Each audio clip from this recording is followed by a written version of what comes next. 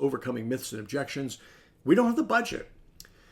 So you hear this a lot. We don't have the budget. The first thing I think you need to clarify is, what budget are you talking about?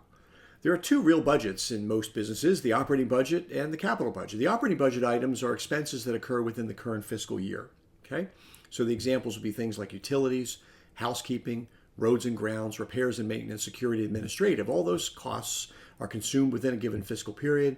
And those categories, by the way, are from BOMA, Building Owners and Managers Association, a trade organization with 9 billion square feet of building owners and managers in North America and beyond. Those are their 6 typical operating expense categories of controllable operating expenses. Capital budget items are things that are expenses that involve periods longer than a year, and they're capitalized. They appear as long-term assets on the balance sheet. And examples of that would be tenant fit-outs, a new parking lot, a new chiller, etc. These are things that last for much longer than a single period.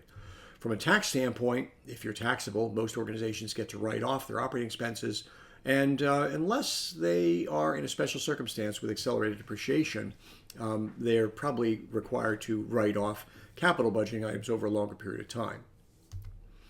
So let's first clarify the prospect's budget situation. Which budget are you referring to, the operating budget or the capital budget, when you say you don't have the money?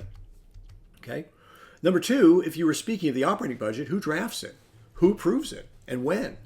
I mean, you may get lucky. You may find out that their decision to approve the projects or approve the operating budget is coming up on its annual anniversary, and you might be able to write yourself into the operating budget next year. Do you have the ability to move money from the utilities line item to a new line item called debt service on third-party financing for energy upgrades? Fact of the matter is, if you just reallocated dollars you're already spending and use that money to pay for principal and interest on projects that will help you reduce that line item, you could actually have your operating budget stay unchanged, but you just be reallocating some of the dollars on one of the line items. And frankly, I bet you do have the money needed to accomplish this upgrade, with the help of financing, that is, in your operating budget, since you're paying your overly large utility bills every month, right? I mean, the lights are still on. And 5, if you were speaking of the capital budget when you say it's not in the budget, I would like to know who drafts it, who approves it, and when. And also, how often are adjustments made in the middle of a fiscal year or before the end of a fiscal year? Again, you may find yourself in the catbird seat being just a few months before the New Year's budget is made, in which case you could write in an energy project that you've been thinking about, provided that you get the endorsement of your internal champion and the folks that they have to ask, Mother, may I have the capital from? At the same time, at the end of the fiscal year, maybe they had some changes.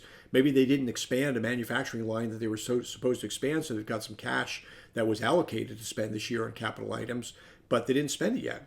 So that might be a perfect opportunity to re-earmark that money to something that's going to lower operating expenses and improve product quality in the coming year.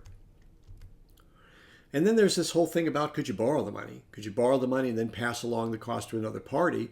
Let's say you're an income-producing office building and you were lucky enough to have CapEx cost recovery, which I shouldn't say lucky enough because it's actually a standard clause inside the BOMA Standard Commercial Green Lease. And if not, you could always add an amendment to say the same thing, but would it allow you to amortize the principal and perhaps even charge interest to the tenants who would benefit from the savings? And frankly, if you did that, it's very possible that you might get a higher rate of interest on taking money out of non-deployed capital and putting it into this CapEx cost recovery pool, because you can actually charge your tenants more interest than you lost from taking it out of a money market.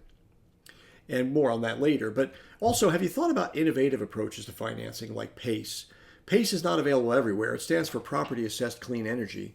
It's available in certain jurisdictions, though, in North America, and to the extent that it is available, it makes sense to get familiar with, because these are situations where the person could borrow money on the property using the property tax rolls as sort of the security, and it's a very innovative way to pull other equity that they didn't know they had out of the property, expend that money on doing energy efficiency improvements, renewable energy, or whatever, and the result would be increasing the value of the building by much more than what the extra encumbrance was that was placed on the building.